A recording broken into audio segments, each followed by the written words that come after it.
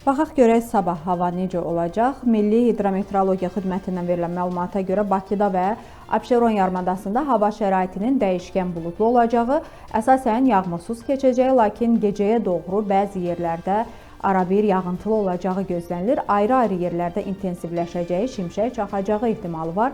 Güclü şimal-qərb küləyi əsəcək. Havanın temperaturu gecə 14-17 dərəcə isti, gündüz 17-19 dərəcə isti olacaq. Rayonlarda isə arabir yağıntılı olacaq. Bəzi yerlərdə şimşək çaxacaq, ayrı-ayrı yerlərdə intensiv olacaq, dolu düşəcək, dağlıq ərazilərdə qar yağacağı ehtimalı var.